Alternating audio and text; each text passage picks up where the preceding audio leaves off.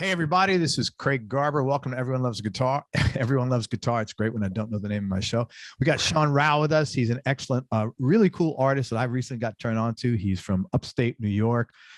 This guy's got just a killer voice, and if you haven't heard of him, I really would encourage you to listen to his music because it's very moving, and he's a really cool, very deep guy. Well, I guess we'll find out. His music's very deep. I want to quick shout out to Susan Hamilton for hooking us up. Thank you. Sean's an alt folk / blues artist. I made that up because I mean that's what you are to me, you know. Out of Troy, New York, which is just near Albany. He's released 2 live and 6 studio albums, including his latest, which is called The Darkness Dressed in Colored Lights. He writes great lyrics, and your voice, man, you're like one of those guys is like it's really deep and like lulls you in, man. It's a gift. That's not something too many people have. Yeah. He's also a forager who has a popular YouTube channel called Can I Eat This? If you don't know what foraging is, we'll discuss that. Where basically Sean shows you how to live off the land, and upstate where he is probably a really good place to do that. His songs have been featured on several very major motion pictures and TV shows. And let's get into this. Sean, thanks for your time. I appreciate you coming on the show. Hey, thank you. Thanks for having me. You're welcome. So you started playing bass when you were 12. And then you moved into guitar. Was your family musical? Is that how that started, or? Sort of. On my mother's side, my uncles were guitar players and piano players. And, so I started picking up the guitar because it was sort of lying around, in the house when I go to visit them. And just kind of self-taught though. It wasn't really, I took a few lessons, but I didn't pick up much from being taught. It was mostly self-taught. And this is all going on upstate New York. Yeah. Mm-hmm. I read that you were I don't know if this is true because it's on the internet. I read that you were inspired to start writing after you heard Eye of the Tiger. Obviously, is that true or not? Well, I mean, I wouldn't say it was like, I was 7 years old. I didn't really know what I was doing, but somehow when I heard that song, I was inspired to get out my Fisher Price typewriter and just come up with sentences that I thought would be a good song. And I wrote with Eye of the Tiger in mind as my template. Like, to me, that was like, oh, this is amazing. Okay, I'm just going to recreate this in the best way I can. So I just was into, okay, I know I got to rhyme things. So I know feet and meat were in the first line. I don't know exactly what I said, but yeah, you could say that in a way. Yeah. That was my first inspiration. I actually had Jim Peterick, the guy who wrote that song. I had him here on my show quite a while back. You did? Yeah, he's written. I don't know if you know anything about his history. I mean, he's like one of the most successful songwriters in the history of music. He wrote. No, I didn't know that. Do you remember that song, "I'm Your Vehicle, Baby" by the Ides of March? I don't know it by the name, but he wrote that. I mean, he wrote a ton of hits. He's really very prolific, and it was just interesting. He had his whole methodology, how he does it. But anyway, it's a great song. If you're going to get inspired by a song, that's a good one, man. Right. So once the pendulum swung and you started writing, did you sort of like say, hey, this is what I want to do? Or? Yeah, definitely. Because music to me was just so magical. There was the quality about it that allowed me to express myself in a way that I couldn't do in any other sort of form, but also listening to it. I mean, I would spend hours just sitting on my bed with giant headphones on.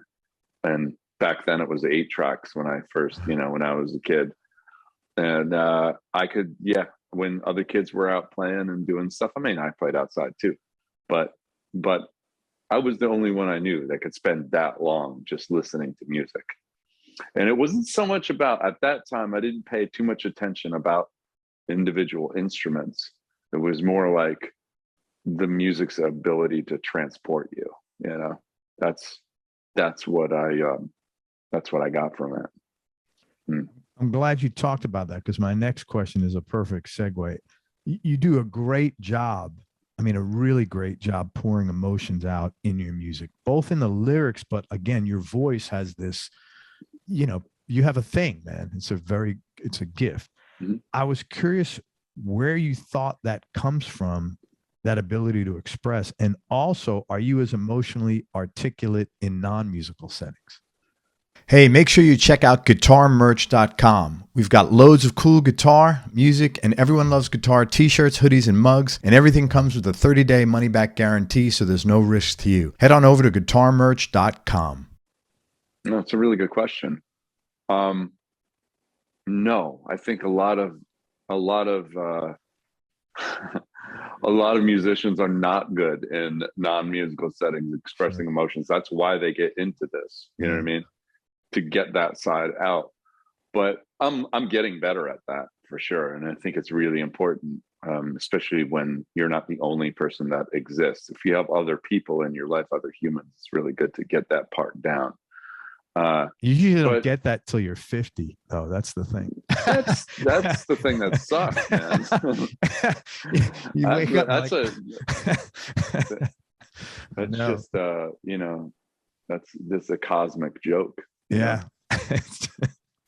But yeah, what was the other part of that question? I know there was a piece of that. Where do you think that comes from? Like that thing? Oh, I think that a lot of it is learned and absorbed by other artists, for sure. And it's a big component, because you go through these stages in your growth early on that it's sort of predictable. I mean, when you first start, you're naturally, I don't think, like, part of it, there's something that's innate, and then there's other pieces that aren't. Like the skill part, the like crafting part is not innate, the emotional part is innate, but the crafting part, the sort of mechanics of the song, the tonality of the voice, and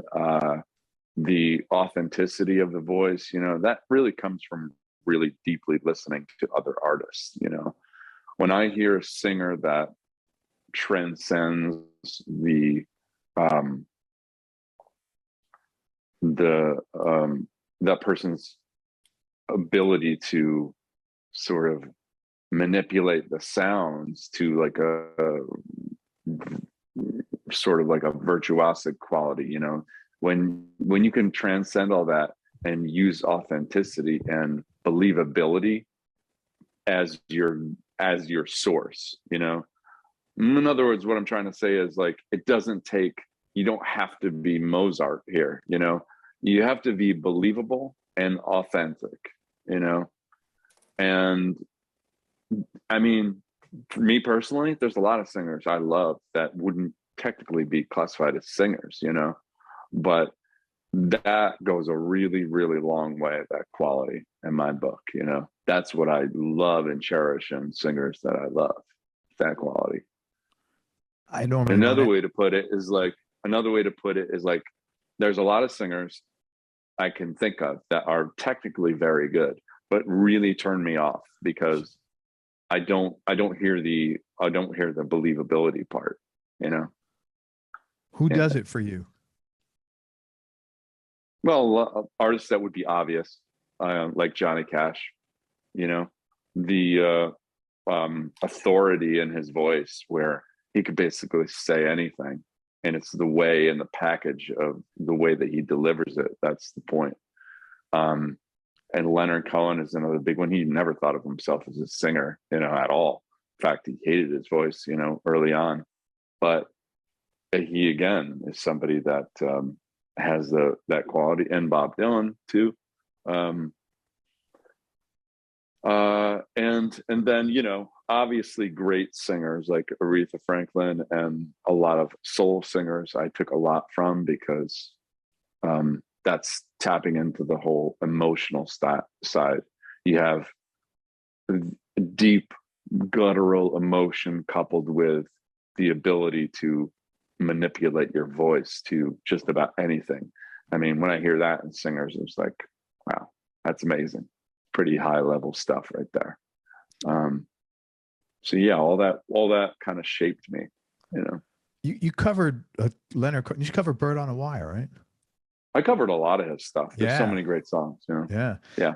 And it takes a lot of balls to cover that stuff, and I enjoyed it a lot, and it wasn't like Leonard Cohen's verse. It was you owned that song when you did the covers. It's really cool. I try to own every cover song I do, because that's the point of, to me, that's the point of doing a cover. If you're going to do a copycat of the original, what's the point? Either you're trying to get money for that somehow, but if you're really doing it to like share with people that, hey, the love of this song, it's, to me, that's like, don't bother, dude. I mean, the original is, you're not going to touch that, you know? So every cover that I do, if I can't bring something to it, then I'm not going to do it, you know? I've always just played the covers that I genuinely love playing cover songs, but I always pick the songs that I can really bring something to. You know, another thing that I hate, and it's going to sound cocky, you know, because I feel like I could pick this out. It seems really obvious to me, but like, how many times like Hallelujah by Leonard Cohen has been covered? Too many. Too many. And not only that, but 99% of them suck, because they don't capture the emotion and the essence of what the song, what the intent is, or what the perceived intent was. You don't really have to know exactly what a song means to the artist who wrote it, but you do have to tap into that emotional side of the song.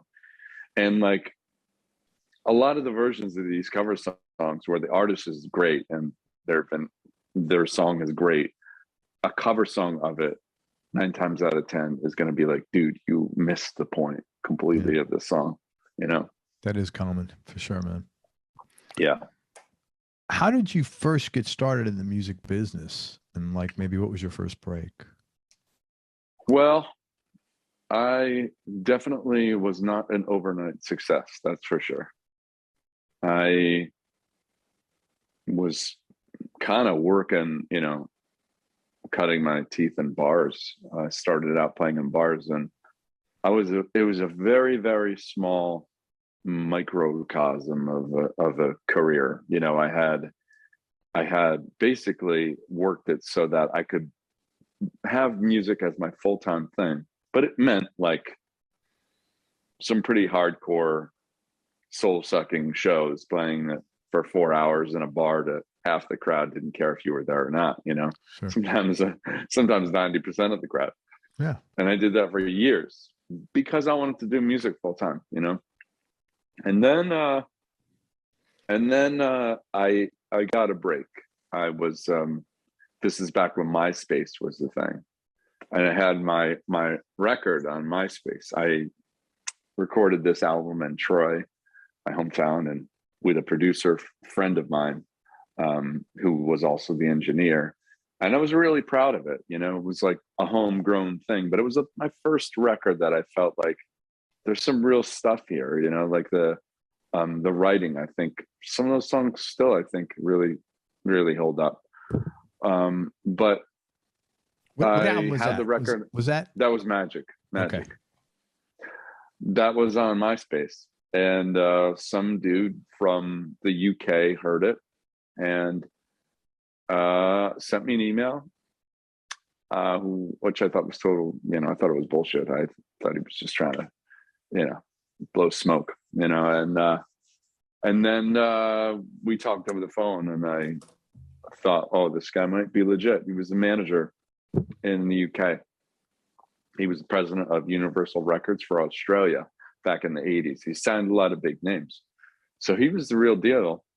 And my very first experience of like, you know, the big time kind of was, I signed on with his company. And within a couple months, I got a phone call, and I was in Troy. I was in my, I was playing bar gigs. Plus, I had to do some side jobs because, like, at that time, I couldn't all do music like I wanted to. But I got this phone call, and he said, "Do you want an opening slot in the UK for a band out there?" I was like, I was going to say yes, pretty much no matter what, Yeah. But there's two factors. One is that they were pretty big at the time. The band was called Noah and the Whale. Okay. And they were playing, 1,000-seater rooms, sometimes bigger places, really nice theaters, and really good spaces. And they said, here's the catch. You have to be ready to go by tomorrow. I had to fly out to the UK, and it's 30 days long. I was like, holy shit, okay, here we go. Yeah. So I did that's that kind of tour. cool. There's a huge energy, like as overwhelming as there's a huge energy that comes with that, Yeah. Yeah. Like, fuck, yeah. man, this shit's on. Yeah. And I did that tour, and that was like, got a real taste of what it's like to be a touring artist, for real. And, I didn't realize this till years later, but it's not that hard to be an opener.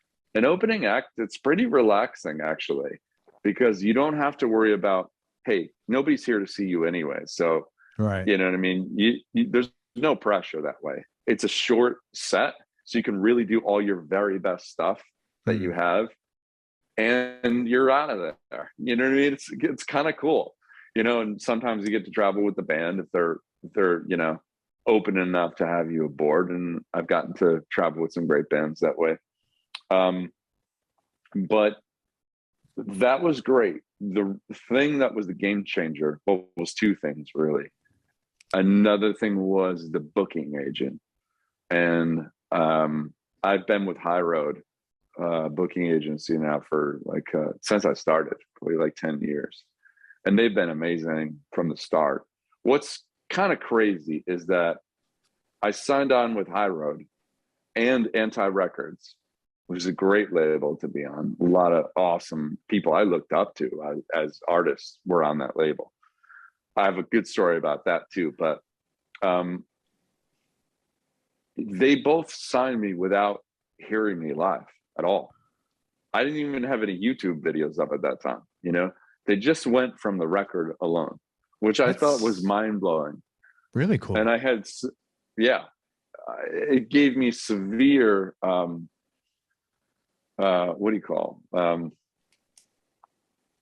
what's the word when you, it'll come back to me again. It's when you think you're convinced that you're a fake and nobody knows about it. What's that term? Imposter syndrome. Imposter syndrome. Oh my God. It was like, holy shit. The story about the label that's funny and eerie to me was that I was at South by Southwest 2 years before any of this went down. It's before I got a booking agent, before the manager. I was just on my own, totally. I had just recorded the album Magic.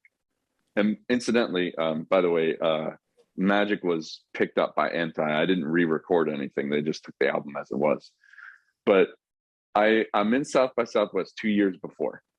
And I'm in this, it was sort of like a panel of judges sort of in this room. And they were each from a different facet of the music business. So there's one who's a radio guy out of Austin, Texas. And then there was like a label guy from Atlantic Records. And then there was like a performer a touring artist who'd been like grizzled and been doing this for a long time. And then there was another label, I can't remember. Oh, Jive Records. I remember this really well. And that was the panel. What they do is you put your CD into a box on the front desk of the panel there. And they would pick out like 5 or 6. And if yours got picked, they would play like 30 seconds of it in front of everybody. And they would critique it and give you, kind of like give you some tips about what you could do with this. Sure. And I went to 2 of them. And the first one my CD didn't get picked, but it was interesting to listen to everything. And the second one I attended, it did get picked. And it was a song called Old Black Dodge on my record Magic. Played 30 seconds of it, and it was really nerve-wracking. It's weird. I was more nervous than I am before a concert, because it's all out in the open, and you're like supplementing. You're like, yeah, please judge me, like, sir. yeah. So it was really nerve-wracking. Yeah. But the audience, the people attended, really liked it. And this one guy on the panel, he's like, you know what, man? This would be Andy Culkin from Anti Records will be all over this. He's like, I see. Hey, there's no reason why you couldn't make a living off of this. Get your songs in films and, Wow, that's eerie. Yeah. And so I took that as, but this guy was on the panel, and it's just like, he knows what he's talking about. And so I thought it was as easy as just calling Andy up from Anti Records. I had the book of, they give you at South by, you have a book of all the contacts in the industry there. And I saw Andy's email on there and the phone number to Anti Records. I thought it would be that easy. So I called up Anti Records. I left a message. It's like, Andy, this is Sean Rowe. I just came from South by Southwest. I talked to this guy in this panel, and he was telling me, you'd probably be into my, the songs that I wrote here. Give me a call back if that's, something to that effect. Did he call me back? No, he did not call me back ever. He did no response. Now, hindsight, obviously he didn't call me back. He can call anybody back that's unsolicited stuff. Most of these people don't. But that took a lot of balls. That's an uncommon thing. I give you a lot of well, for a musician, it's if you're in sales, it's a thing. But as a musician, I give you a lot of credit for doing that. Those balls. Thanks. Yeah, really. In a good ballsy in a good way. Complete naivete could be too, but it worked. Great. It worked. I mean, it worked in the sense that it drove me to, like, if all the labels, that's the one I would want to be on. So then 2 years goes by, and my manager at the time said, "Hey, Andy wants to meet with you." It wasn't due to that phone call. He got a hold of my record, by some chance. And he's like, yeah, he wants to meet you in New York City, so that was really interesting. I thought, like, man, that is wild. You could have been like, no, man, so he had his shot. Yeah, right. He fucked up. No, I don't think so. I got other things I got to work on. So sat down with him. He was awesome. Very relaxed.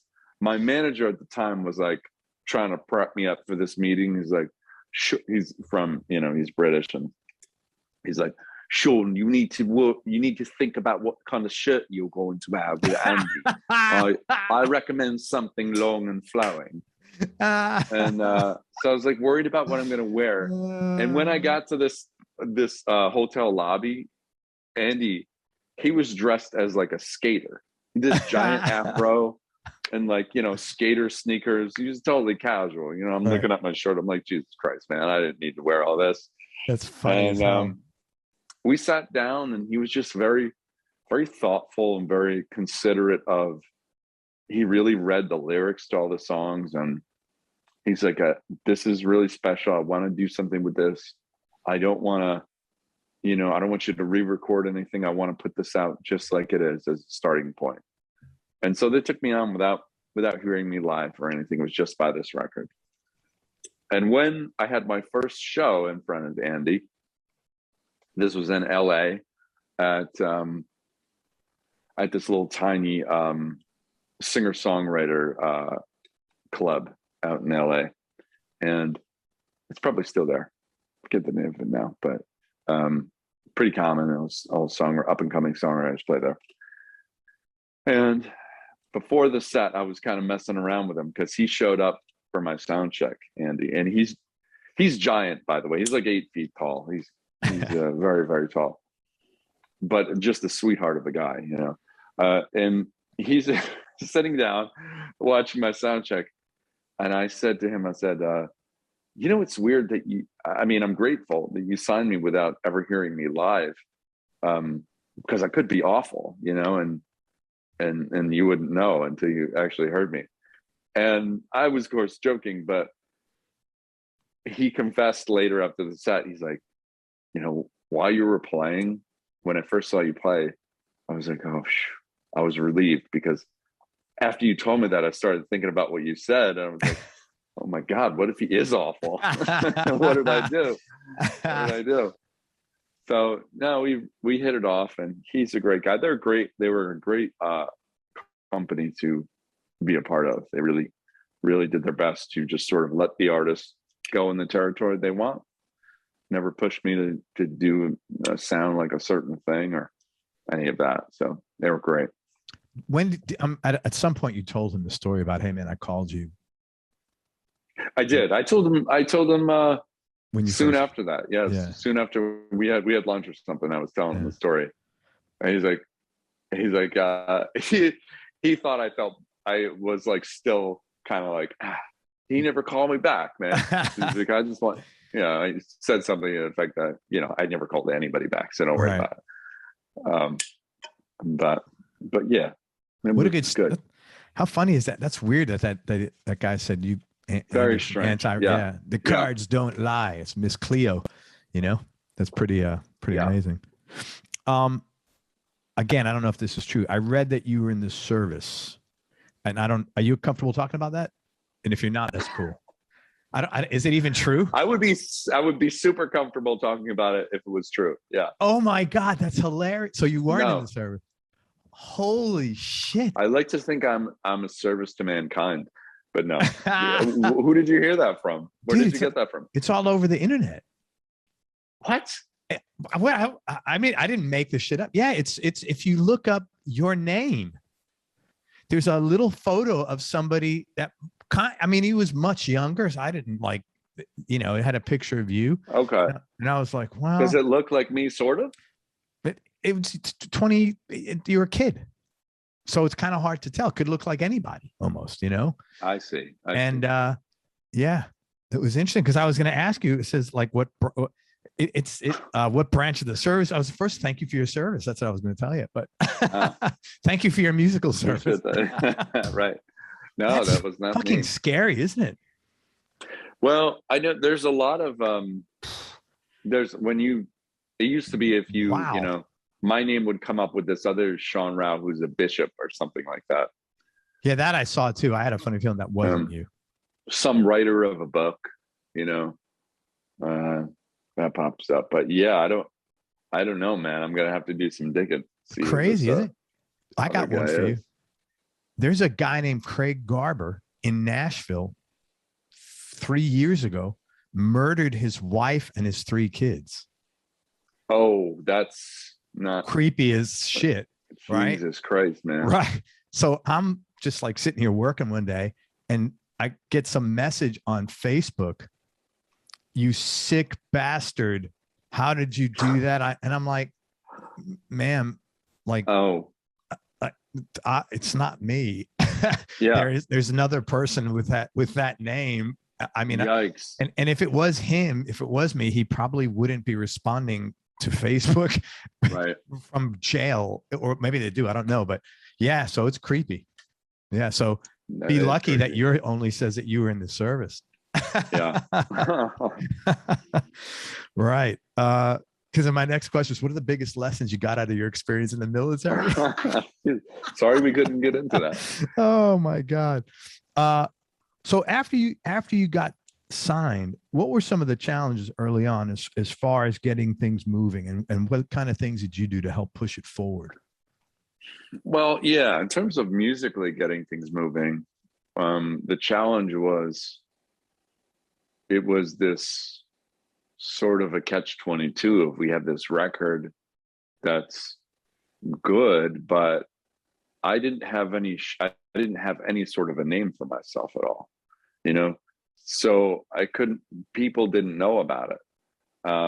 And you can only do so much marketing, you really have to convince people with your music live, and at shows and stuff. So it was a very slow, painstaking process of getting with sort of as an opener with acts that at first all I could get, because there's, you know, some politics involved with, you know, being on in a booking agency. Even if a bigger artist is on their roster, they can't always get you a spot with a bigger artist, because that artist might have somebody in line waiting for that slot that they know that they want to use, you know. So it's hard to get those spots. So at first it was just like other acts that were a little ahead of me, but kind of starting out too. And occasionally I'd get like a decent support slot. But, you know, it was really slow going at first because of that, you know, no money to be made, really. It was just getting my name out there as much as I could. So hard financially. How did you, like when you're in that situation and, you know, you guys are entrepreneurs, right? Most musicians don't look at themselves like that, but that's what you are. I've been self-employed 22 years and you have phases like that. For you, like, what did you tell yourself to say, okay, this really sucks, but, you know, how did you keep motivated? What was your thing? Well, the way my mind works, I'm really good at not giving up, you know, like I'm pretty good at finding ways to think outside the box and know what the problem is, but try to come around it at a different angle, you know. I wouldn't necessarily beat a dead horse with the same approach, you know, going for the same thing in the same way, you know. But I would certainly find my way around it and try to meet up with it, you know, in some way. So there's been a lot of that happening in my life. And it's, for the most part, it's worked. Good. Was there a particular act that sort of like pushed the wheel a little further ahead, or was it a slow, steady climb and there was nobody that like, oh, jumped your fan base by double or something like that?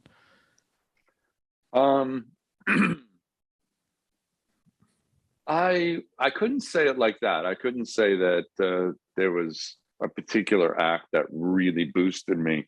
There were certainly acts where I felt like, oh, their audience is really connected with me. Okay. There were other acts I played with which weren't very connective, you know.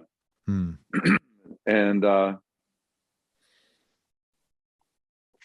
some acts, like there was an act, St. Paul and the Broken Bones, who I did a really fun tour with, and they were sweet enough to let me come on the tour bus, because otherwise it would have been pretty impractical. But they were playing, you know, at the time they were playing several thousand people to people at the time. They had some really big shows, and their audiences were fanatical, you know. And I had such a blast, like being with them, talking with them, and listening every night. And it was funny. The singer, I'd never experienced this, but like when he would sing, are you familiar with the band? I'm not, man. Sorry. Oh, no. You should check him out. The singer's like, he's got a kind of an Otis Redding vibe. Okay. To him. Really, really good. St. Paul, Broken Bones. Yeah. Every time he would sing, like every line, women would scream in the audience. So loud, you know, like, and it was a thing, like pretty much every line he sang, after that line, they would scream. I've never heard that before live to any band. Yeah. It was funny, but it was real. But that's a case where, you know, I think that my stuff sort of just like went over their heads. Yeah. Not that I did a bad show. They just weren't there for me, and that was obvious, you know. Yeah. But that's the way it is. I want to talk about the new record, but I listened to pretty much your whole catalog. That doesn't happen often. Yeah. Start listening. Wow. Appreciate that. No, I appreciate it. I listened to it because it was great. And I just wanted to talk about some of the songs I really enjoyed. So 2013, To Leave Something Behind. I know this was a big song for you because it was in some movies, and it's just a popular song. But man, what a beautiful song! It's, you know, just you and an acoustic guitar, and there's a bass in it too. Yeah. oh, is there a bass? Who's playing bass in it? That's my friend Chris Carey. He's a local guy. He doesn't really tour, but he's got a recording studio out here, and he's a great guy. And he's just kind of a multi-instrumentalist too. He played on a lot of my stuff early on. That's just a tremendous song. Pockets don't know what it means to be poor, man. That's a fucking amazing line. Thank you. Yeah. Thank you. What's the song about? And, you know, it's called To Leave Something Behind. What were you trying to leave behind in that? A lot of my songs are just about one feeling, you know. There's not a whole lot that's narrative in my songs that follows a straight line of a story. A lot of it is just feelings, you know. And I always ask myself, you know, when I'm writing a song, like, how can I say this in a way that feels like universal to me, like there's some kind of universal truth to it, you know? I imagine it's something like it is when you're writing, comedians writing a really good joke, you know, that there's a kind of a punchline in it, in every line. And there's the meaning of the line. This is the catch, is the meaning doesn't have to be shared in terms of, like, it doesn't have to equal exactly what my intent was. But if I can get somebody to feel something by it, like they're really rocked by it, that's the point, you know? I know what it means to me, and I know why I wrote it. But the point is that when you're able to, like, sort of take a line like that or a song, and whatever it means to you, if it's moving you, that's great, you know? When there's all kinds of ways to write a song, you know? But that is sort of the way I lean. In that song, I was talking about a lot of things, but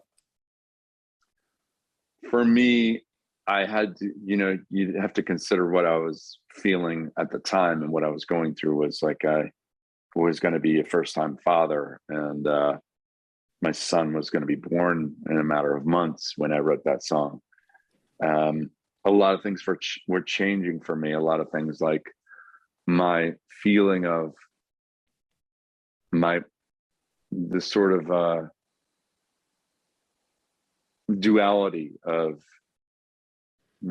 half of my life on the road, half of my life home was coming to a head, you know?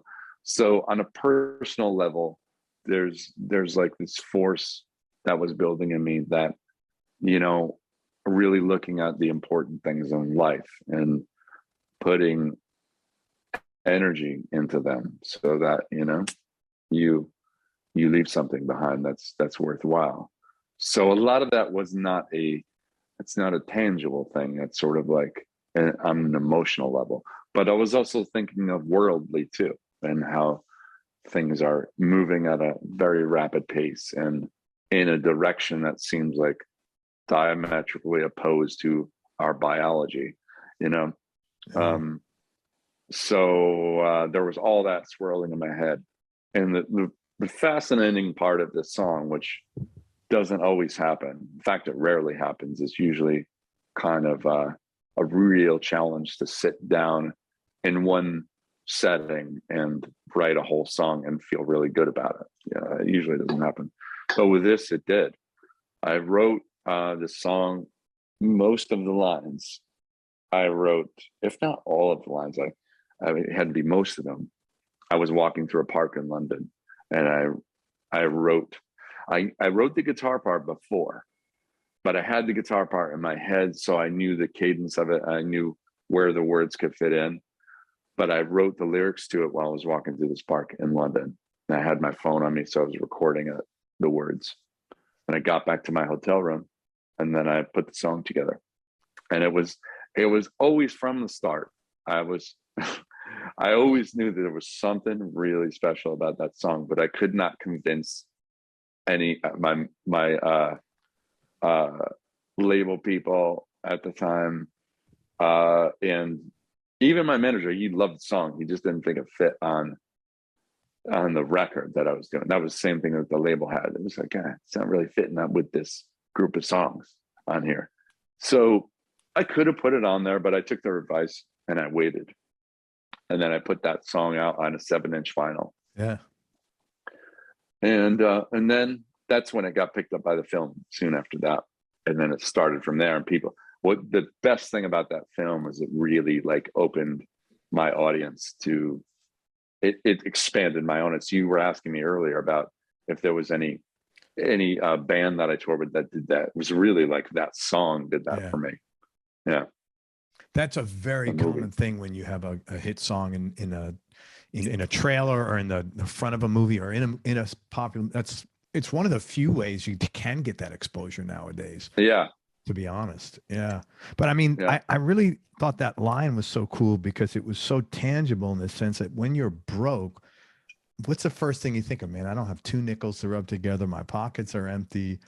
I mean, that's why it was like such a hard hitting thing. It was like, that's the emotion you're constantly, it's like right in front of your face 24/7, man. I'm like, you have visions of like emptying your pockets is nothing. So that was so cool. Awesome. Great track, man. Really well done. And you mentioned your son, the cover, was that you and your son on the cover of the EP, All We Can Do? The EP. Yeah. That is such a cute, it's like a really, I love that cover. Yeah. That's got to be your favorite. Yeah. It's a very cool cover. As a dad, that's something I would look at for, with my own kids forever. Yeah. Soldier's Song from 2015, the Her Songs EP, another you and a guitar and a harmonica. It's a great cover of a Lucinda Williams song. Yeah. What made you cover that song? And I don't even, do you know who Baby is in the song? Yeah, sure. It's I'll answer the first part of that. The reason I covered it, I was going through her catalog and I was listening to, I think it was a double album. And I think one side is called like Kitchen Tapes. And so I didn't realize that there were 2 versions of this song she did, one with a band and the other one was just her solo acoustic. If I heard the band version, I'm not sure that I would have covered it. It was when she just played it solo acoustic, I could really hear the story of it and the sort of kind of dichotomy it has and the kind of like cognitive dissonance that the character has in the story. But yeah, I picked that out of a bunch of ones that I considered doing, but I thought like, man, this is really going to hit. And the Baby thing, I saw it the way I'm seeing it is that it's a couple, and could say the it's from the husband or male partner's point of view in the story, that the wife is Baby. The wife is Baby. Yeah. Okay. Yeah. Okay. Makes total sense. But it's really brilliant and very cinematic the way she describes the that sort of internal chaos. That must be happening there. Man, it's a small world because I listened to the band version of that. And so I go to All Music and I look up and who's playing guitar and who's playing slide. And it's Val McCallum on guitar and Greg Lease on slide. Well, I had both those guys on my show, and Val, they're coming to town Thursday night. And Val's like, hey, man, we're coming to town. So I'm going to ask him now in person about what his experience was like, because that is such an amazing, amazing track. Yeah, it is. Just incredible. I had, I'll always cherish this, but this was such a surprise to me. I got an email from Lucinda, right? Oh, man. It was either now I can't remember if it was an email or or from her Facebook or something, but it was her telling me, she said that this is the best version of any cover song anybody's ever done of my stuff. Wow. You know, It's a tremendous, she was like, it's phenomenal. she was moved by it enough to say that. And I actually did she had me on opening for her once, and we I was going got to a chance say, to chat. that would be a great opening. Yeah. Her audiences really loved what I did, but she was awesome, you know, really kind. And she put the link up on her site and everything. That was really sweet. She didn't have to do that. That is really nice.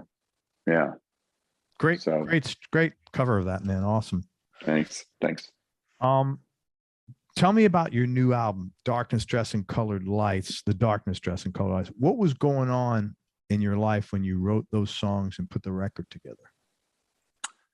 Well, it's hard to say because those songs were written in a long stretch of time. By the time, you know, some of them, yeah, I'd say it was like over maybe a 3-year period, 2 to 3 year period. There was a big jump in between those, a big, you know, gap in between those records. And, you know, the songs, for the most part, they are,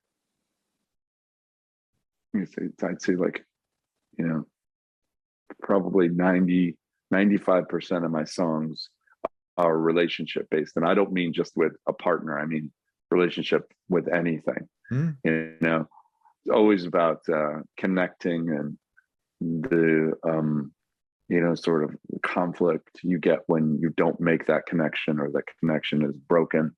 You know, all of the best stuff, I think, comes from that. It's a universal truth, right? So you know, there's a kind of up and down to the songs, a kind of an emotional ride, you know.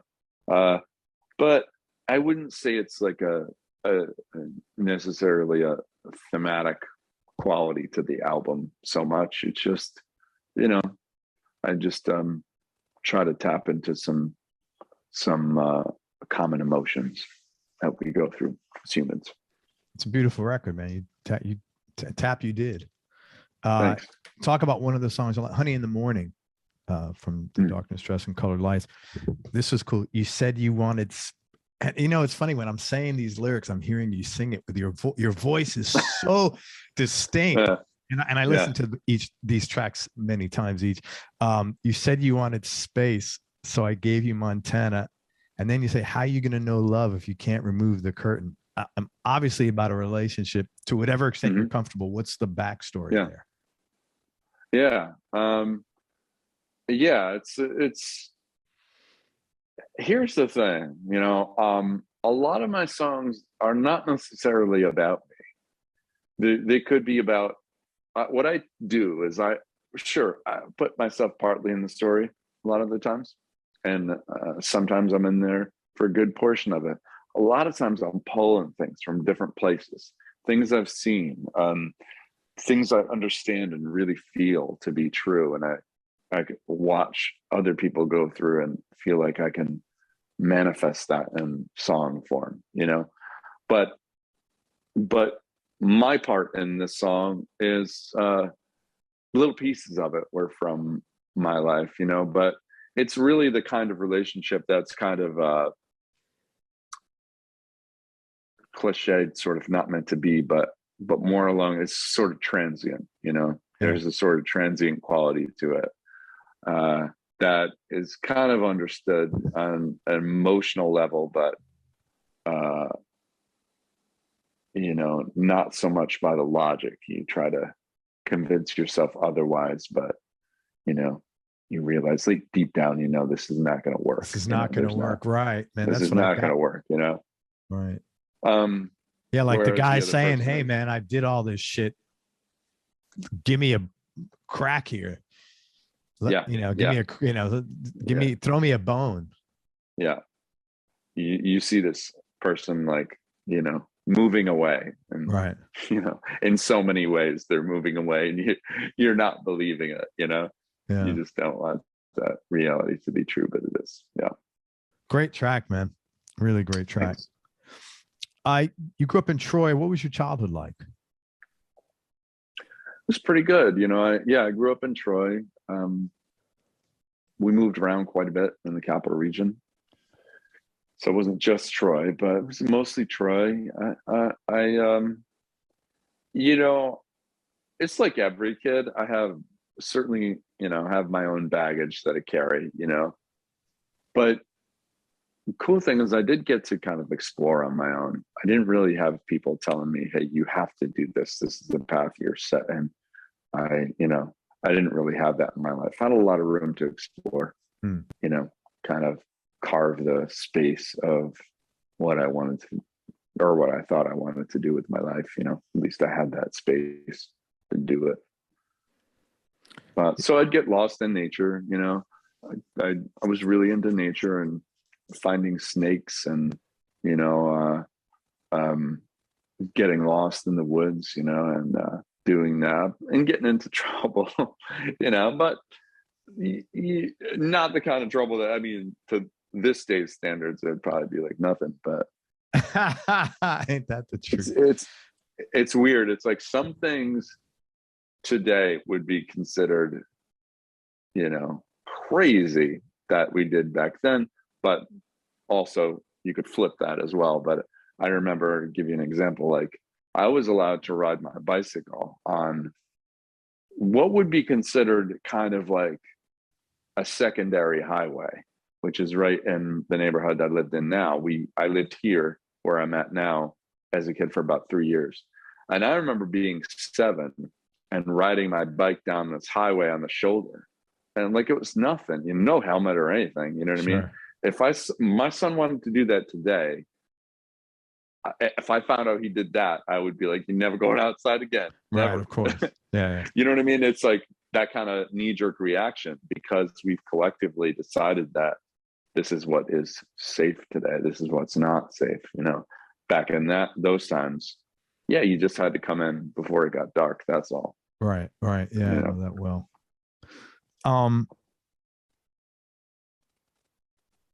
You always wanted to be a musician. You didn't consider doing anything else? Yeah, I did consider. I was gonna, for a time, I was gonna be a ranger. Oh yeah, that makes sense. I went to school in Ohio briefly, about 6 months. I was in a natural resources school, and I was on the path to. This is when I had already done music for a while, but nothing too serious. I've always had other full-time jobs to, music was a passion, but I didn't think I was going to make a living from it. So I went to school thinking I was going to be a ranger. And after 6 months, I started playing. It was kind of an interesting thing. I started performing in the dorm with my guitar. I had a couple homemade CDs that I had brought with me. And I was singing in the stairwell where the natural reverb was really cool, Yeah. And I get all these students coming up, was like, hey man, you got a CD? And I was like, yeah, back in my room. I didn't think I was going to be like selling these CDs to like, my college,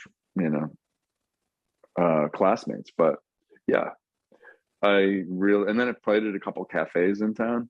And then I got the itch. I'm like, man, people seem like to enjoy this. So I wonder if I could do more of that. So I left the school, came back to Albany, and started playing my ass off. Good for you. So you're pretty much, I don't want to say ballsy, but when something moves you, you're going to follow it until you can't. Yeah, I'd say that's true. Yeah. For people that don't know, explain what foraging is and how did you get into that? Yeah. Foraging sounds a little crazy, although it's more accepted now than it was, let's say, 10 years ago. But it's basically, the act of going out in nature. Doesn't have to be the woods, could be like a local park, knowing what you can eat off of the land, what you can harvest, bring back home for food. It's it's on the surface, it seems like, why would you want to do that? You know what I mean? You could just go to the grocery store and get what you want. Now there's myriad reasons why you would want to get into foraging. Some of them are really obvious, like it's free. And it's, you know, self-sustaining. You learn how to be self-sufficient, you know. But some things that aren't so obvious is that much of wild food tastes way better than the stuff that you buy in the store. If you know what to look for, if you know when to look for it, if you know what part of the plant to gather, what time of the year, and what conditions to gather that plant in, or mushroom, you are going to find that, you know, for several reasons, that's going to taste way better than what you would buy in a store, you know. And that's pretty magical when you can find something like that, that you realize that nobody else around you knows about, you know, would know the first thing about harvesting, let alone preparing it for the dinner table. And you make this meal, you know, out of something you gathered from the land. It's insane to think that that is a novel experience, because at one time we were all foragers, right, you know, right, and not so distant of a past, you know what I mean? Going back, it's tied every one of us as humans. We all did this. So there's an innate quality in it that is completely like anything else I do, because it feels perfectly natural, you know. The parts that's learned is the kind of how-to knowledge, you know, but the actual act of foraging is really like, it's kind of a spiritual thing, you know. It's very, you know, it makes you feel part of the landscape like nothing else does. Well, I would imagine it's people who are into that probably didn't say, well, Marge, it's cheaper to get some better. It's like it's a hobby. It's like something you like. It feels good. Yeah. You know, I mean, it's probably not something I would do, but I would do it like with somebody, you know, if I bump into you and you're like, hey, Craig, let's go. I've never done that. Let's check it out. It seems cool. Yeah. It seems like a fun thing to do. Yep. Yeah. It is. And it's really funny. You'll get a sort of a varied kind of reaction if you're harvesting something from a semi like citified area, or maybe even like you know, suburban area, especially, you know. So let's say I'm harvesting like something like service berries, you know, which has happened, that where I'll be harvesting these things. They're called service berries. At one time, they were very commonly known. They're delicious. They taste like nothing else. They taste like a combination of apples and blueberries and cranberries, sort of all together, and almonds too. But they grow on a tree, not a shrub. It's like well, that's not true. No, it is a shrub. They grow on a shrub. Sometimes it's more tree-like than it is. But it's not like, it looks like a blueberry, but it's, you know, a lot of times it's growing on this tall plant, you know, so people don't know what it is. And it's happened that I've been harvesting these. I take my son with me sometimes, and, you know, we're just stuffing our face, and either it's actually one of two things. It's either they just walk away because they're kind of scared. You can feel it.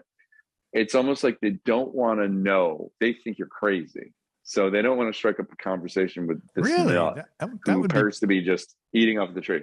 Yeah, that's definitely happened where there's no way people can't be curious of what you're doing. But, you know, some people don't want to go there. But then you get the other one, they're like, excuse me, what are you doing? And I would explain, like, that you can eat that, that's edible. And it's like, yeah, explain to them, you know, what part. And some people have said, do you want to try it? Like, oh no, yeah. But I'll watch you on YouTube. Yeah, but some people will. They'll like, oh, cool, yeah, this is awesome. You know, how could that be? You know, Let me ask you this, man. I grew up in the Bronx. What would I be foraging there besides like rat meat? Well, if you, I don't know the layout of the Bronx, but I mentioned there's parks there, right? Yeah, like concrete mostly though. Okay. Because I mean, in New York City, there's this famous foraging guy. He lives in, I don't know, he lives in like Brooklyn or something, but he used to take people to Central Park Yeah, and all these parks in the different boroughs. And he'd take people on foraging walks. There's all kinds of stuff that grow that's in areas that you wouldn't think of. Yeah. who is that guy? I'm gonna look him up. Steve Brill, his name is. Steve Burrell. He's Brill, Brill, I think it is. Okay, But thank you. he's got several books out, several, maybe like three. But he's in the foraging world, he's pretty popular. That's cool. What what's the most Yeah. important thing you've got out of doing that?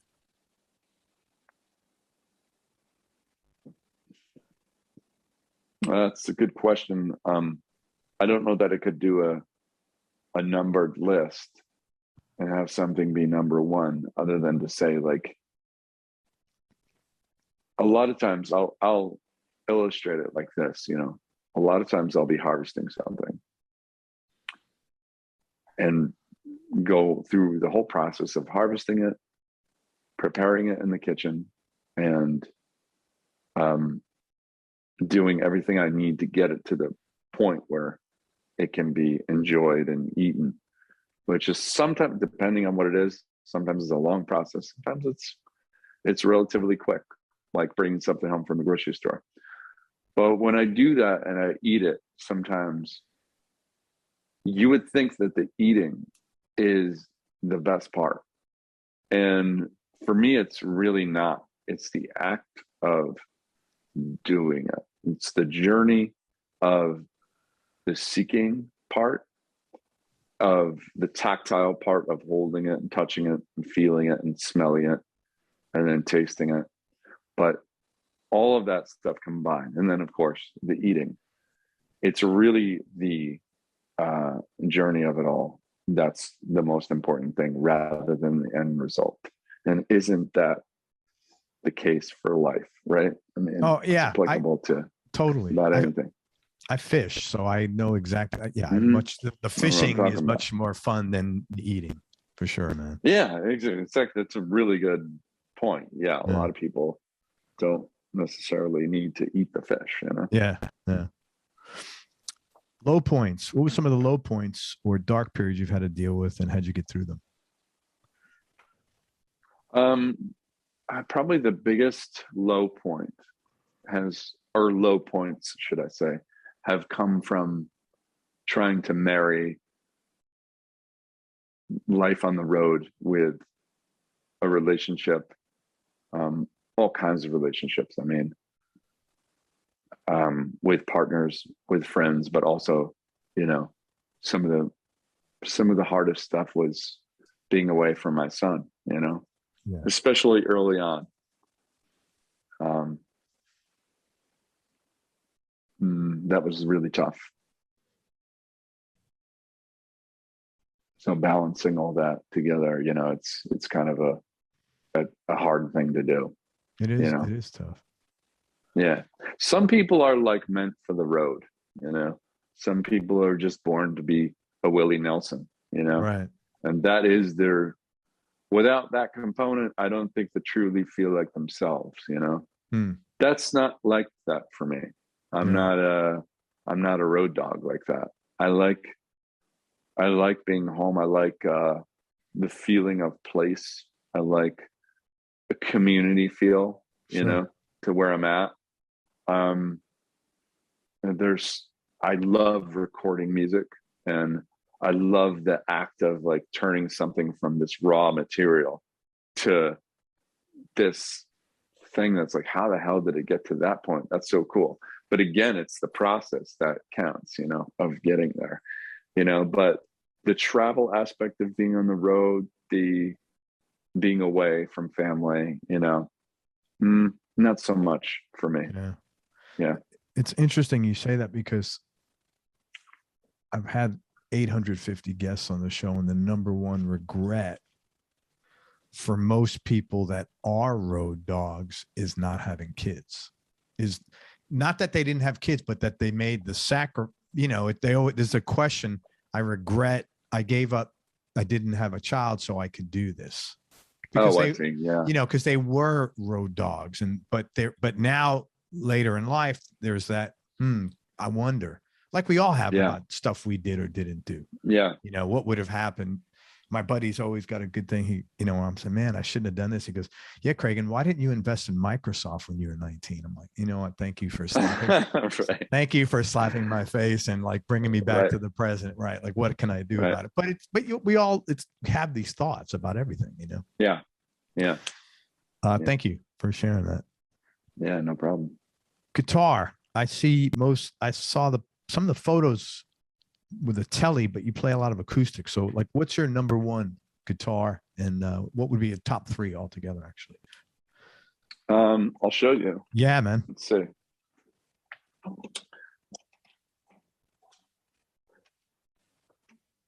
right.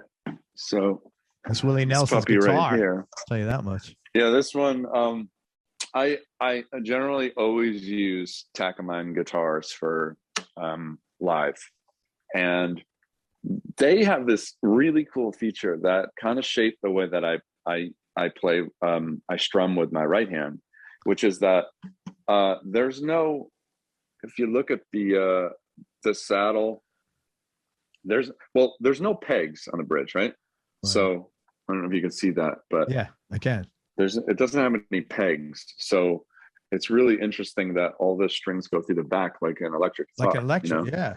It was really smart, you know. Not having those pegs are a pain in the ass. I've always hated pegs on acoustic, acoustics, you know.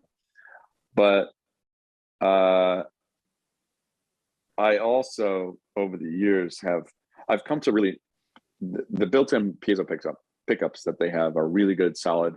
They really capture like some good low end of these guitars, you know, but I've done some modifications that have really sort of made the live sound for me more in line with what I hear in my head, which is like I always wanted the guitar to be like an electric and acoustic. And I know there's acoustic electric guitars, right? But that's not what I mean when I say acoustic electric. I want an electric guitar and an acoustic guitar at the same time. You know what I mean? Sure. So I went to my local guitar shop, and the guy in there's good with sort of, you know, MacGyvering sort of a you know, different kind of sounds. And I told him I was looking for it. He's like, well, we could try putting an electric pickup in the sound hole of the guitar, you know. So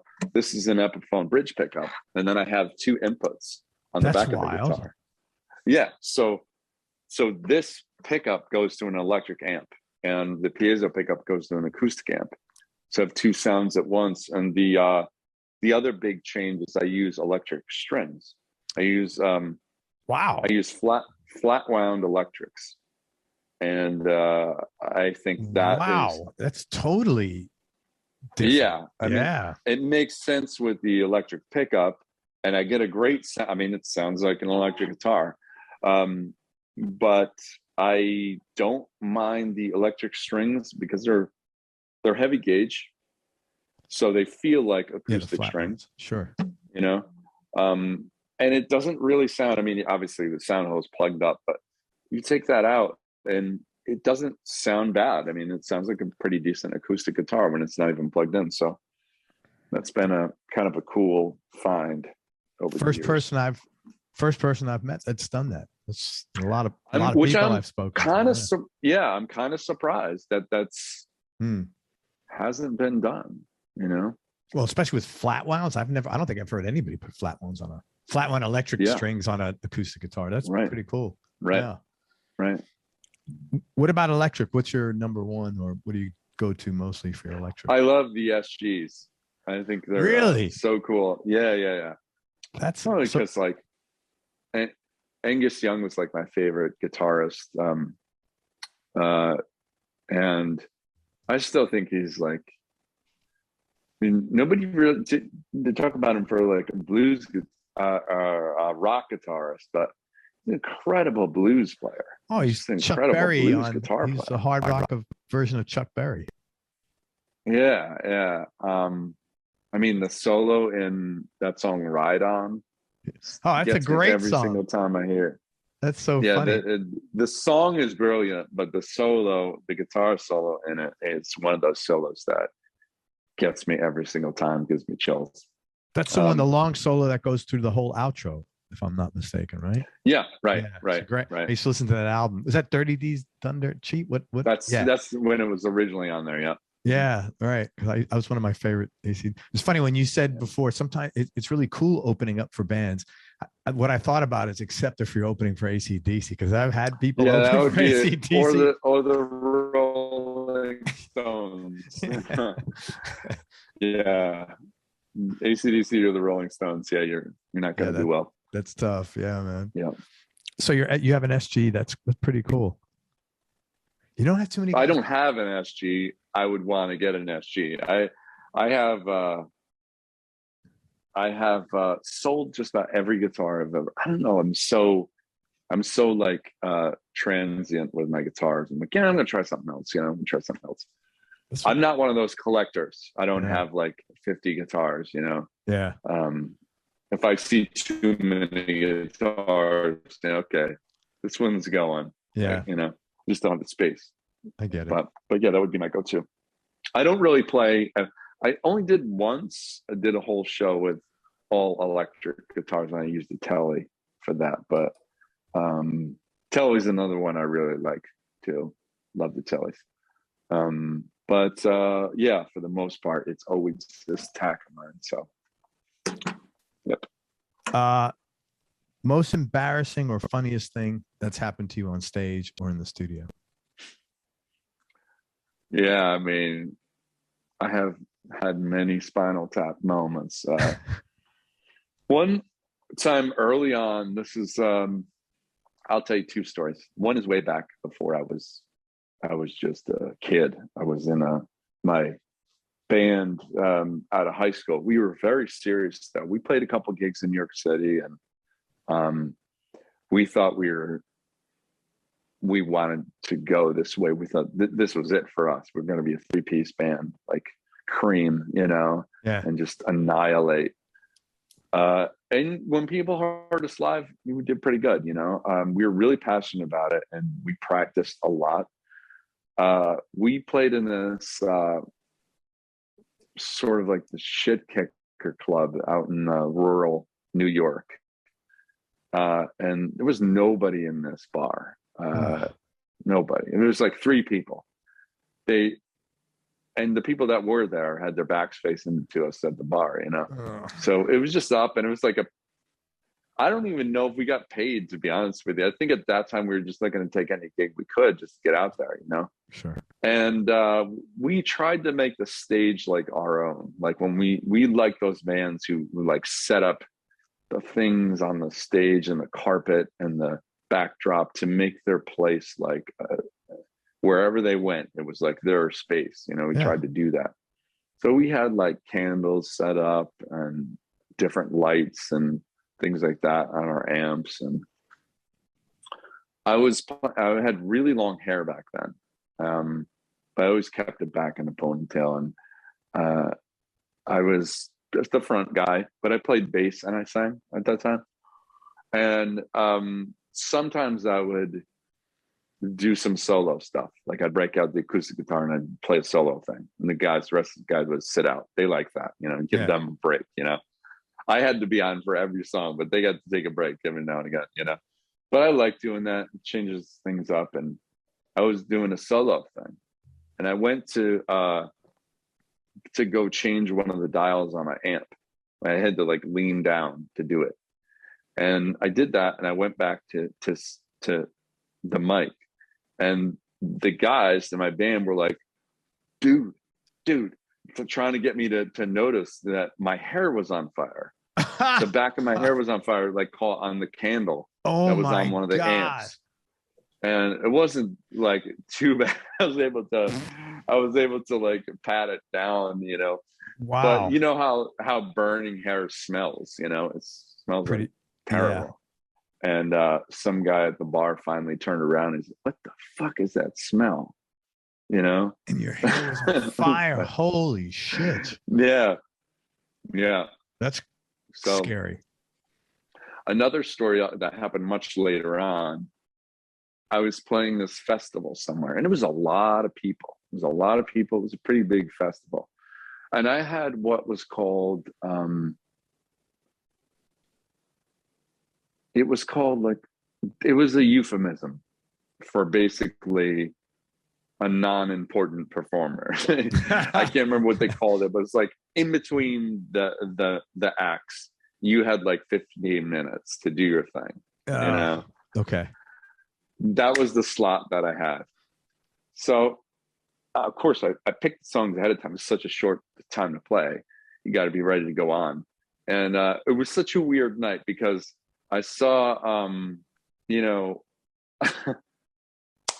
get the pun on this one, but I saw Dr. John come out of a porta john, just open the door, and I was waiting to use it, and Dr. John comes out, you know, with his cane and everything.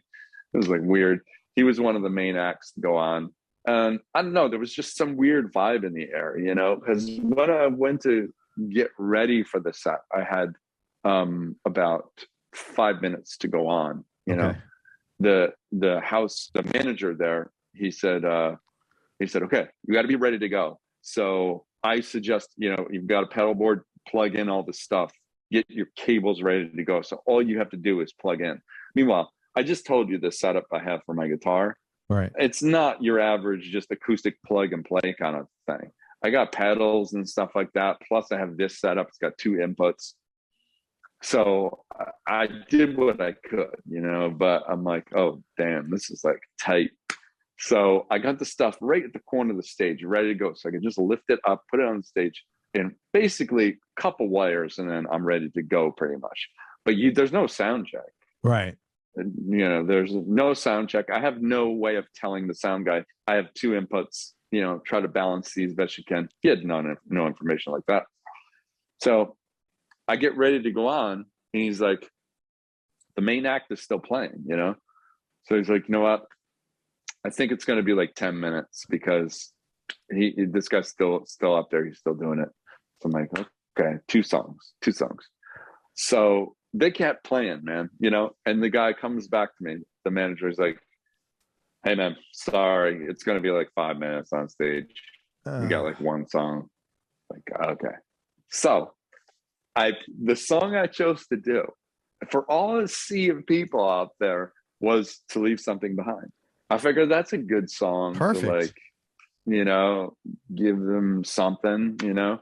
Man, if you got to leave somebody with one taste of you, that's not a bad decision. That's a great decision. I thought it was a good idea, you know. So I plug in, I'm ready to go.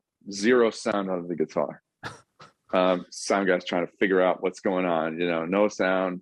Finally get sound. It's just the acoustic sound, which is fine. It's not the electric, which I don't really use much of the electric on that song anyways. So it's just the acoustic sound. That's fine.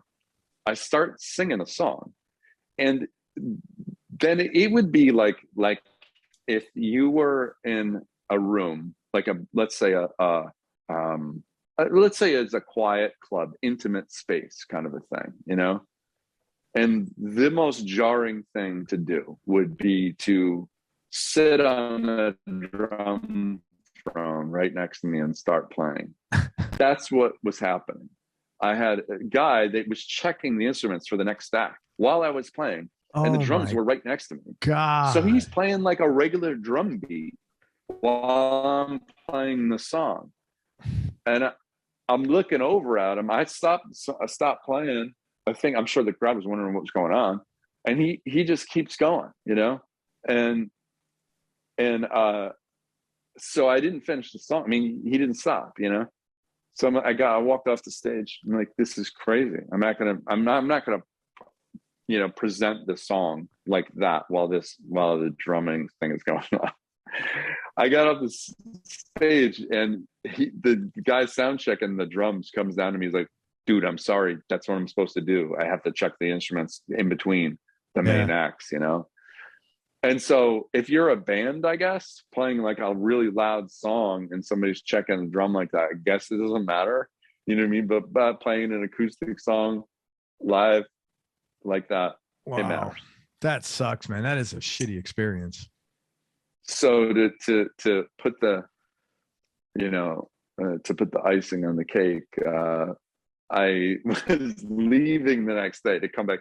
Must have been out west. I was coming back home, and I was at the airport, and some guy comes running up to me. I had headphones on. I took the headphones off, and he was getting tears in his eyes, you know, and he's like, dude, you got fucking robbed last night, man. You know?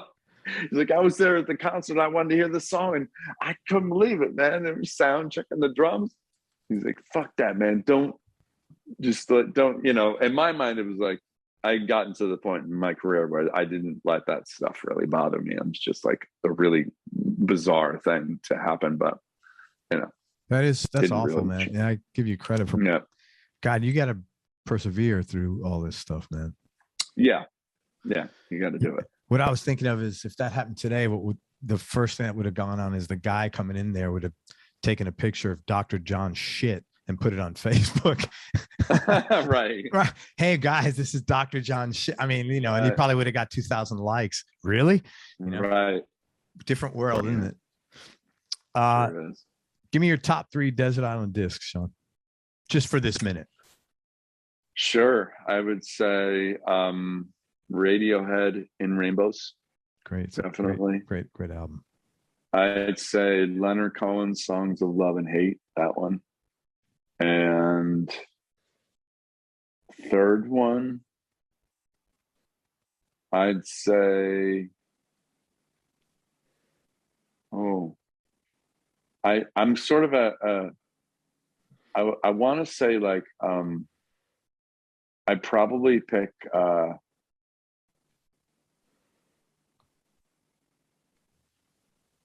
I know this is going to sound, well, I'd probably pick, this would be something that most people would think, but this could be sentimental, but I actually think there's some really awesome musicianship on it. But Red Hot Chili Peppers, Blood Sugar Sex Magic, that album. Great record, man.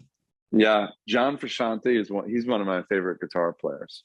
Yeah. And it's got a lot of sentimental value to me because it was when like we started a band and we're really into that band, the way they played and the sounds on that record. I think it's a great album. Still kind of holds up. I'd probably take that one because I can listen to every single song. That's the way I would judge an album. If I can listen to all the songs all the way through. Yeah, man, no fodder. No. Who's your hero? If you have one. Musically? You tell me. No, probably not musically yet, actually.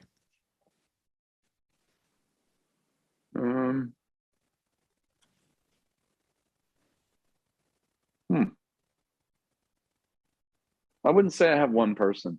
You know, I have many people that have shaped my life, but there's no Tony Robbins equivalent. No Tony Robbins that I can think of. That's funny. Yeah. Best decision you ever made?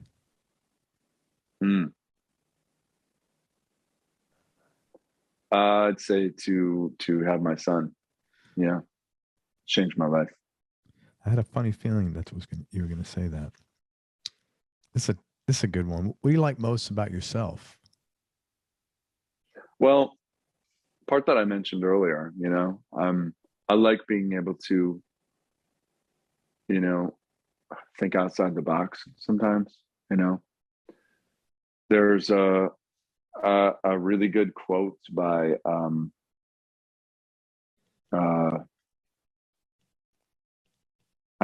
not sure who wrote this actually, so I can't really tell you the definitive author, but and I'm sort of paraphrasing, but it's something like true freedom is not being able to follow your likes and dislikes. It's knowing where you need to go and having the tools to get there, you know? Yeah. So I feel like that part of myself that's willing to like put in what it takes, you know, to get where I need to be. I like that part, because Knowing that's where like, you need to go and having the tools yeah. to get there. Mm-hmm. Yeah, man. Good for Yeah. you. Something about yourself that people might be surprised to hear or find a little odd.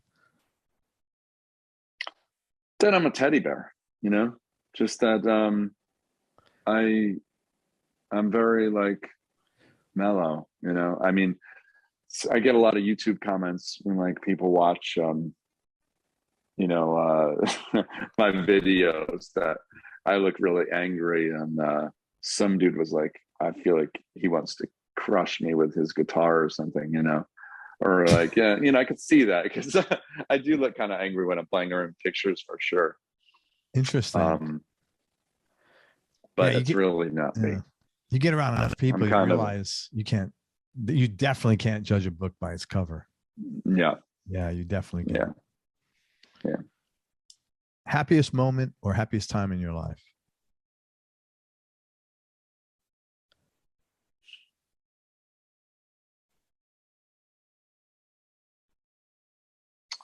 I can think of some great moments with my son, where it's just sort of, I used to have this backpack that it was given to me as a gift from the music label, and so that I was on. And it was a really cool gift, really thoughtful. It was, because it was an awesome time. My son was just where he could say a few words, and that's about it. And I used to put him in this backpack. And we used to go. That's cute. We used to go for walks in the woods, and I'd come up upon some berries, and it was really cool. The way I would tell if he was still awake back there, because he'd fall asleep, I'd pick a berry, you know, some berries. You love blackberries and raspberries and stuff.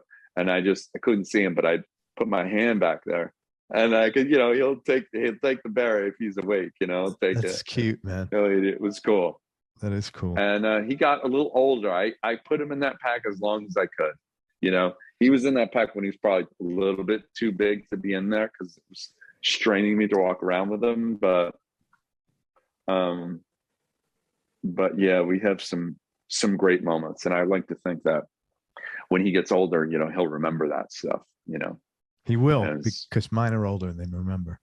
Yeah, they do. In fact, funny story. My oldest, I would remember holding him like at Disney or something, and he would fall asleep on my shoulders. Right. Years later, we were in Manhattan. He was carrying his sister, because they're 10 years apart, and he was carrying her on his shoulders, and she fell asleep on his head. And it was really cute. You know, we got that's cool. Yeah, it was really cool. Yeah, it was nice. Cool. And they remember everything, man. They really do. Yeah. They don't remember a lot of the bad stuff. Like when you're an asshole, they don't remember that, which is great. Right. I mean, it's wonderful. It's like, because I always have this like, Nick, I'm really sorry, or this one. And they're like, Dada, we had a great childhood. What are you talking about? I don't remember that. I'm like, oh, right. Great. I was like, you know. Toughest decision you had to make, or most difficult thing you had to do?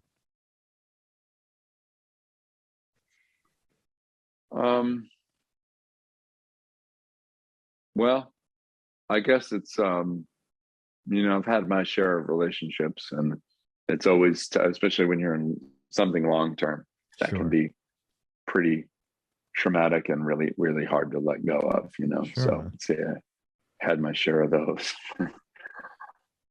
Well, thank you. Last question, and thank you so much for everything, man. I really appreciate it.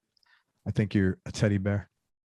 Thank you. Thank you for everything, man. And you're yeah. And I'm so happy I got turned on to your music, most of all, because I really enjoyed it. Appreciate that. Sincerely. Yeah, man. So do I. Thank you. Biggest change in your personality over the last 10 years, and how much of this has been deliberate, and how much has just been a natural part of aging? Well, I'd say, well, there's two facets. I think one is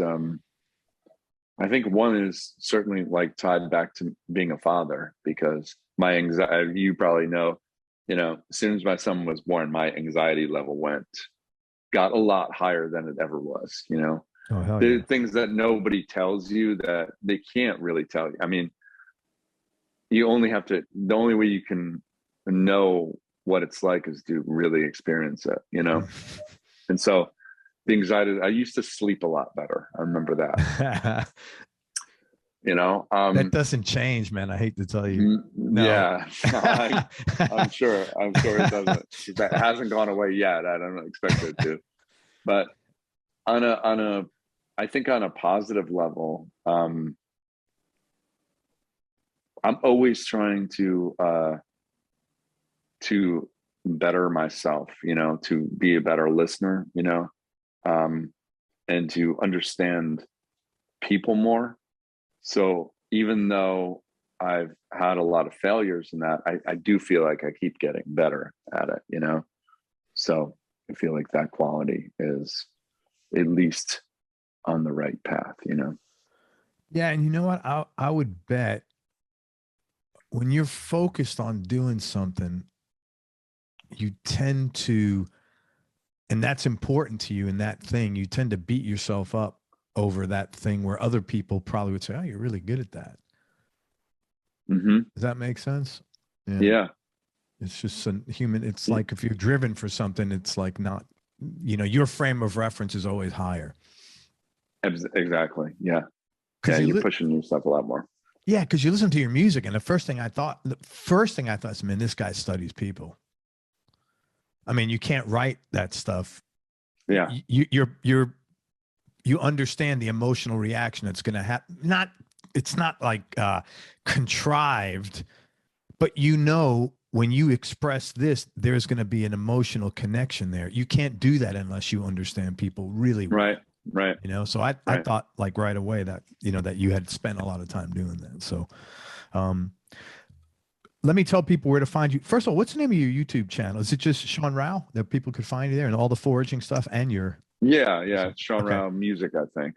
Okay. And it's Sean Rowe, SEAN, and Rowe is ROWE.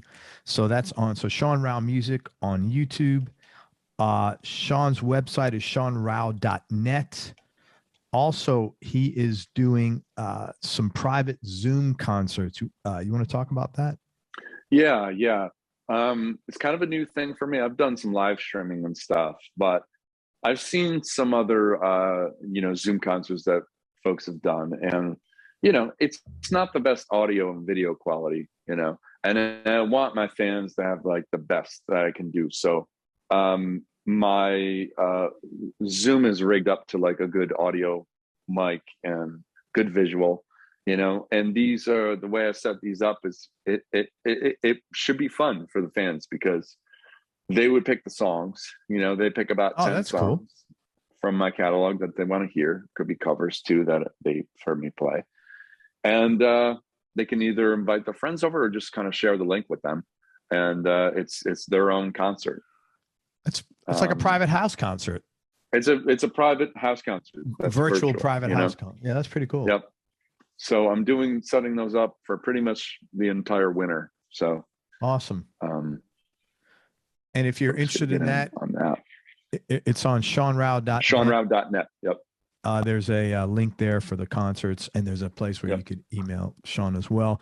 Also, I'd love everybody to check out the new record, The Darkness Dressed in Colored Light. Man, listen to Sean's catalog. I'll tell you right now. I mean, her songs, awesome. All We Can Do, awesome. You know what? Magic, I didn't find it on. I wrote it down because I didn't see it on Apple. Maybe it's not, but I have to go look for it. That's interesting. It's definitely on Spotify. Okay. So check out Fire and Brimstone, the new single. That was phenomenal. I mean, you got some great stuff out there. He's just a really cool artist. And if you're into like emotional, man, if you're just into good music and you want to be moved, listen to his stuff. And that's about it. Anything else? T-shirts, porta potties, anything else for sale? I have a porta john sold with Dr. John inside of it. That's right. No, I do have. There's some stuff or some merch items too in the store. Great Website, but that's pretty much the hub for everything. Great. And Sean will be touring next year, and check out his website and his socials on Facebook, Instagram, and also his YouTube channel. Man, any final words of wisdom? I just, I just keep at this, with an open mind, and just try to be a good observer, be a good human, and just try to do my best. That's all. That's all you can do, man. Thank you for everything. Yeah. I appreciate your time, and it's really nice talking to you. Hang on 1 second. All right, brother. Everybody, thank you so much for listening. If you enjoyed this, please share it please share it on your socials. Thanks very much to Sean Rowe. Again, SeanRowe.net, SeanRowe. Private concerts, YouTube channel, Sean Rowe Music, and The Darkness Dressed in Colored Lights, beautiful new record. Most important, man, remember that happiness is a choice, so choose wisely. Be nice, go play your guitar, and have fun. Till next time, peace and love, everybody. I am out. Thanks so much for everything, bro. All right. Take care.